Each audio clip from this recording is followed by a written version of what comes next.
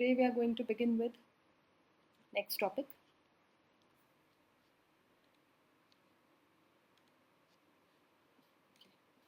which is going to be cultural and natural settings, जो कि आपका ब्रॉन्ज एज सिविलाइजेशंस का इंट्रोडक्टरी लेक्चर होगा.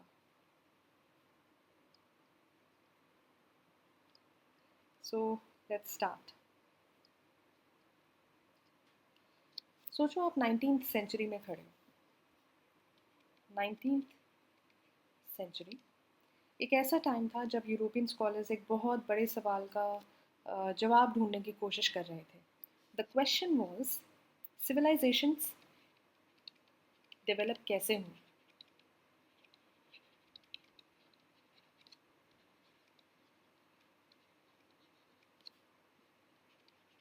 How did civilizations develop? ये एक बहुत इंपॉर्टेंट क्वेश्चन था. क्या दुनिया की अलग अलग सोसाइटीज़ इंडिपेंडेंटली सेम डायरेक्शन में ग्रो हो रही थी या फिर सिविलाइजेशन एक जगह से दूसरी जगह स्प्रेड हुई? This was the question. 1871 में एक फेमस एंथ्रोपोलॉजिस्ट था. 1871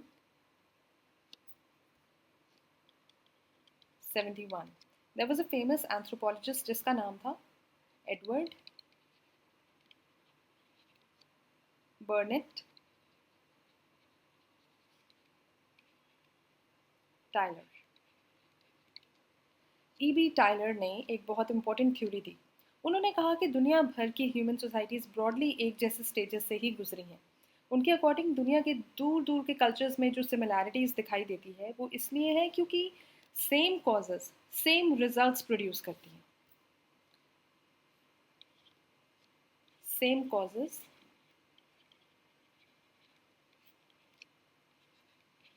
सेम रिजल्ट्स प्रोड्यूस करती हैं.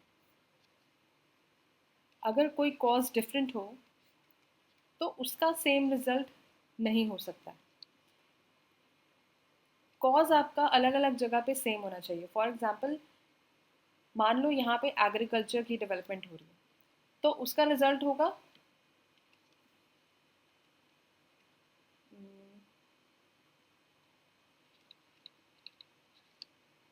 Social hierarchy. ठीक है. मान लो यहाँ पे टूल की डेवलपमेंट हो रही है तो टूल की डेवलपमेंट का रिजल्ट सोशल हायरार्की नहीं है. टूल की डेवलपमेंट का रिजल्ट है मे बी एग्रीकल्चर. ठीक है. तो same causes same result derive करते हैं. अगर इसको इस सेंस में भी देखा जा सकता है कि ये अफ्रीका है. ठीक है.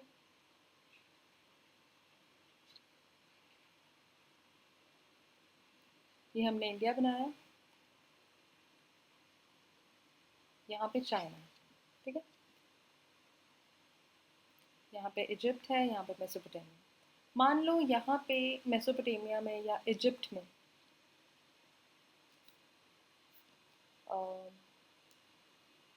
सरप्लस एग्रीकल्चर था लेकिन चाइना में सरप्लस एग्रीकल्चर नहीं था. ये हम सिर्फ एग्जांपल ले रहे हैं, ऐसा नहीं था. ये एग्जांपल इज जस्ट हाइपोथेटिकल. तो सरप्लस एग्रीकल्चर की वजह से जो चेंजेस आ सकते हैं वो इजिप्ट में भी आएंगे, वो मेसोपोटामिया में भी आएंगे. लेकिन अगर सरप्लस एग्रीकल्चर नहीं है तो वो चेंजेस चाइना में नहीं आएंगे.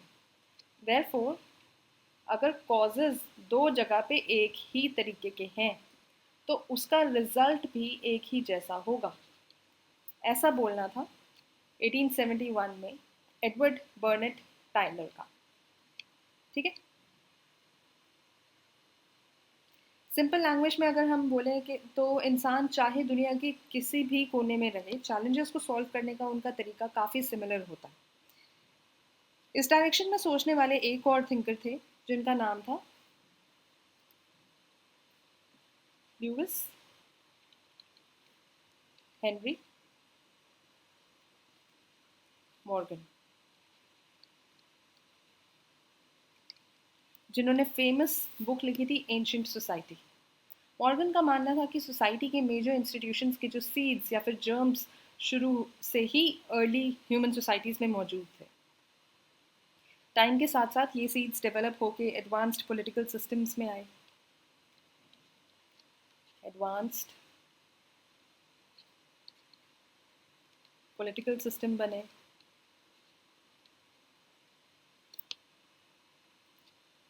ठीक है, इकोनॉमिक स्ट्रक्चर्स तैयार हुए,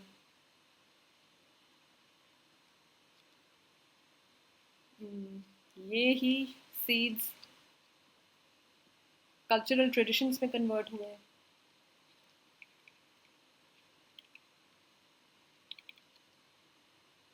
इसलिए क्योंकि इसलिए उनके उनके अकॉर्डिंग, मतलब ल्यूइस हेनरी मॉर्गन के अकॉर्डिंग, दुनिया की सिविलाइजेशंस पैरेलल तरीके से डेवलप हुई। यही सेम चीज़ हमने Edward Burnett Tylor, EB Tylor के केस में भी पढ़ी। ये सेम चीज़ ल्यूइस हेनरी मॉर्गन के फाइंडिंग्स में भी पढ़ी कि पैरेलली सिविलाइजेशंस डेवलप हुई हैं, क्योंकि ह्यूमन सोसाइटी के अंदर ही सिमिलर डेवलपमेंट की पोटेंशियल ऑलरेडी प्रेजेंट था।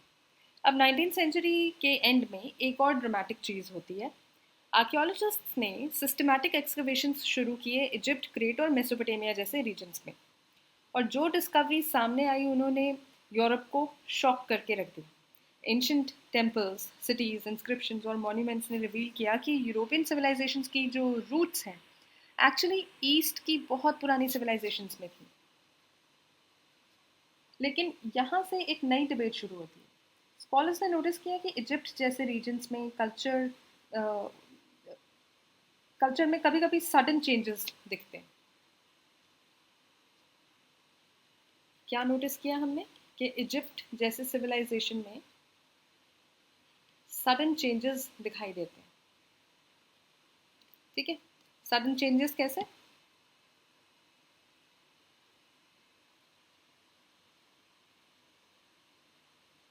आर्किटेक्चर का स्टाइल बदल जाना, बरियल कस्टम्स चेंज हो जाना, टेक्नोलॉजी सडनली डिसअपियर हो गई या सडनली अपीयर हो गई। इंटेलेक्चुअल्स का ये मानना था, उन्होंने आर्ग्यू किया कि ऐसे ड्रास्टिक चेंजेस जो थे वो सिर्फ माइग्रेशन या इन्वेजन जैसे रीजंस ही जस्टिफाई कर सकते हैं। उन्होंने कहा कि सिविलाइजेशंस एक दूसरे को इन्फ्लुएंस करती हैं और कॉन्टैक्ट और बोरोइंग के थ्रू वो एक दूसरे के अंदर चेंजेस लेके आती हैं। Contact and borrowing.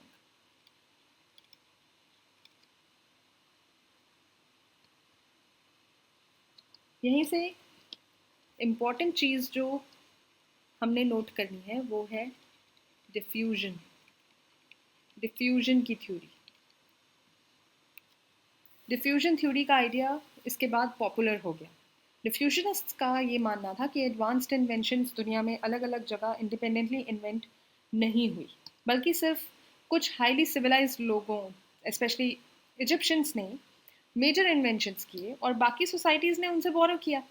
इस थ्योरी के पीछे एक कॉलोनियल माइंडसेट भी छुपा हुआ था, यानी ये बिलीव कि सो कॉल्ड प्रिमिटिव या फिर सैवेज जो सोसाइटीज़ हैं वो सोफिस्टिकेटेड सिविलाइजेशंस क्रिएट ही नहीं कर सकती। ये था कॉलोनियल माइंडसेट।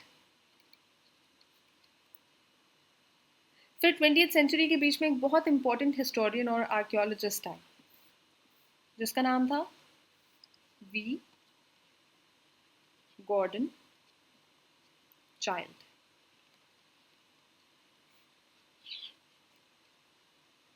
चाइल्ड ने कहा कि ह्यूमन हिस्ट्री को समझने के लिए एवोल्यूशन और डिफ्यूजन दोनों को साथ में देखना होगा।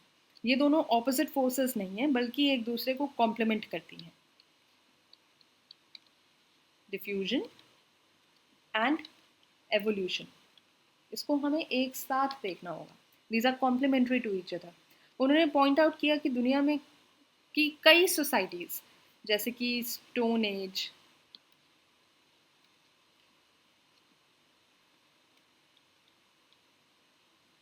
ब्रॉन्ज एज,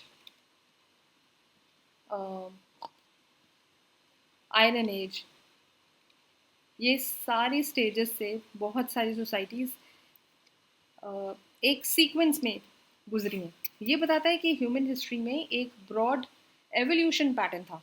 साथ ही इजिप्ट, मेसोपोटामिया और इंडिया की अर्लीस्ट अर्बन सिविलाइजेशंस में कुछ कॉमन डिस्कवरीज भी थी।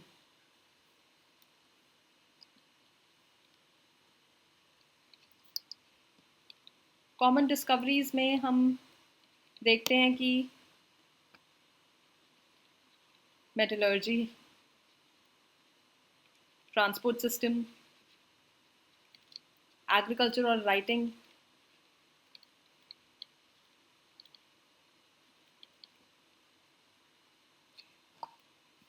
ये सारी कॉमन डिस्कवरीज भी मिलती हैं इजिप्ट, मेसोपोटामिया और इंडिया में, क्योंकि ये पुरानी अर्लीस्ट सिविलाइजेशंस थी। चाइल्ड ने एक और फैसिनेटिंग बात बोली कि सिटी लाइफ और राइटिंग ऑलमोस्ट साथ साथ इमर्ज हुए, और ये कोइंसिडेंस नहीं था। जैसे जैसे सोसाइटीज़ कॉम्प्लेक्स होती गई, वैसे वैसे उन्हें ट्रेड, टैक्सेशन, एडमिनिस्ट्रेशन और लॉज को रिकॉर्ड करने के लिए राइटिंग की ज़रूरत तो पड़नी ही थी। अर्बन सिविलाइजेशन को मैनेज करने के लिए राइटिंग एसेंशियल बन गई। कोई भी सोसाइटी प्रिमिटिव से जब कॉम्प्लेक्स होगी, तो कॉम्प्लेक्स सोसाइटी के अंदर ट्रेड होगा, टैक्सेशन होगा,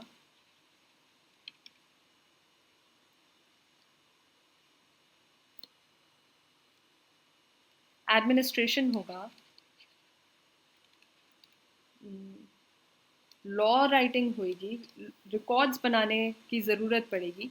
इन सब को मेंटेन राइटिंग के बिना नहीं किया जा सकता है। So writing was very essential feature.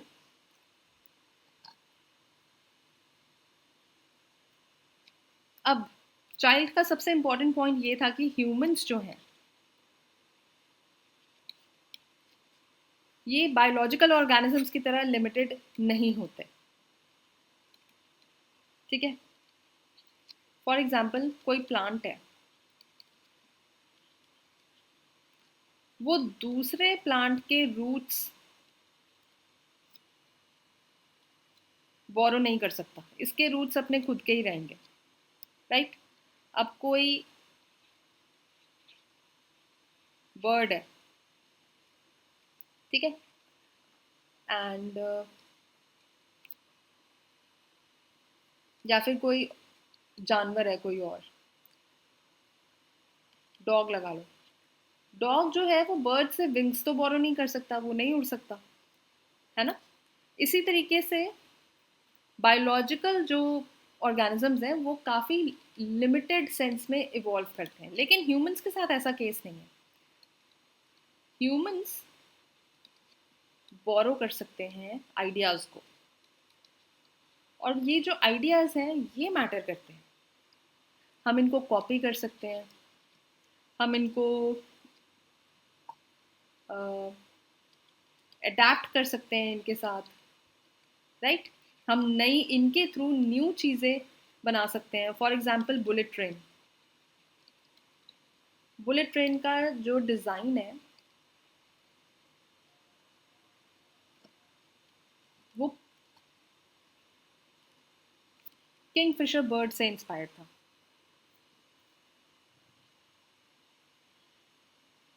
I don't know Kingfisher bird थी, पर ये बर्ड से इंस्पायर्ड था, क्योंकि जब ये टनल में जाती है बुलेट ट्रेन, तो देयर वाज अ प्रॉब्लम जो इंजीनियर्स फेस कर रहे थे कि एक बहुत ही एक्सप्लोसिव साउंड आती है और प्रेशर क्रिएट होता है इस टनल के अंदर इतनी स्पीड की वजह से। तो इस एक्सप्लोसिव साउंड को और प्रेशर को रिड्यूस कैसे किया जाए, तो इंजीनियर्स ने बर्ड को, may be it was Kingfisher, bird को बहुत ज़्यादा ऑब्जर्व किया, और उसने देखा कि वो पानी के अंदर बिना रिपल्स क्रिएट किए जाती है और वापस आ जाती है। तो इंजीनियर्स ने इस बर्ड के डिज़ाइन को अडॉप्ट करके बुलेट ट्रेन का डिज़ाइन क्रिएट किया, which is in itself a Marvel. तो ह्यूमंस जो है उनका माइंड इतना ज़्यादा ब्रॉड है, उनका माइंड यूनिवर्स की तरह भी बड़ा है। हम अपने आप को नॉर्मली लिमिट कर लेते हैं और लिमिटेशंस जो है वो हमारे माइंड की ही होती है। अगर हम सोचें हमारे माइंड में कोई लिमिटेशन ही नहीं है तो हम एक छोटी सी स्पेस में 4 वॉल्स के अंदर यूनिवर्स जितना माइंड रख सकते हैं और हम उसके अंदर अपने माइंड की पावर के थ्रू हम बहुत कुछ कर सकते हैं। This is what we learn from history also. तो जब हम हिस्ट्री पढ़ते हैं हमें सिर्फ इतना नहीं पढ़ना कि हम डेट्स याद रखेंगे, स्कॉलर्स के नेम्स याद रखेंगे, किसने क्या थ्योरी दी है वो याद रखेंगे। ऐसा नहीं है, क्रोनोलॉजी पे नहीं डिपेंड करना है। We have to learn from our past कि ह्यूमन जो है वो किस तरीके से ग्रो कर गया, कैसे एवोल्यूशन हुई। एवोल्यूशन क्या सिर्फ ग्रोथ के लिए होती है, प्रोग्रेस के लिए होती है, क्या एवोल्यूशन में कोलैप्स भी होता है? ये सारी चीज़ें हिस्ट्री हमें सिखाती है। So coming back to topic, copper smelting, wheeled cart और अल्फ़ाबेट जैसे इन्वेंशंस शायद सिर्फ एक बार इन्वेंट हुए हों, लेकिन बाद में मल्टीपल सोसाइटीज़ ने उन्हें अडॉप्ट किया। ठीक है, बोरो किया, अडॉप्ट किया। ट्रेड रूट्स, माइग्रेशन और इंटरैक्शन के थ्रू इजिप्ट और मेसोपोटामिया की achievements Mediterranean reason, southern Europe और इवेंचुअली वेस्टर्न यूरोप तक स्प्रेड हुई होंगी। और यहाँ एक बहुत इंटरेस्टिंग पैराडॉक्स सामने आता है, डिफ्यूजन, यानी कि आइडियाज का स्प्रेड होना खुद ह्यूमन एवोल्यूशन का ही पार्ट है, पार्ट ऑफ ह्यूमन एवोल्यूशन। अब एक इम्पॉर्टेंट कॉन्सेप्ट समझते हैं। हिस्टोरियंस जब एवोल्यूशन बोलते हैं तो उसका मतलब क्या होता है? एवोल्यूशन का मतलब सिर्फ प्रोग्रेस या इम्प्रूवमेंट नहीं होती। इसका मतलब है सोसाइटीज़ का सिंपल स्ट्रक्चर से कॉम्प्लेक्स स्ट्रक्चर की तरफ मूव करना। एवोल्यूशन का मतलब है सोसाइटी का एक सिंपल स्ट्रक्चर से एक कॉम्प्लेक्स स्ट्रक्चर की टूवर्ड्स मूव करना। ठीक है, कॉम्प्लेक्सिटी का क्या मतलब है? इसका मतलब है स्पेशलाइजेशन आना। ठीक है, डिफरेंट ऑक्यूपेशंस इमर्ज होना,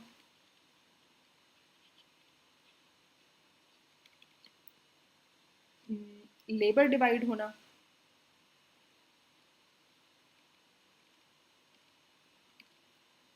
सोसाइटी में सोशल रोल्स मल्टीप्लाई होना।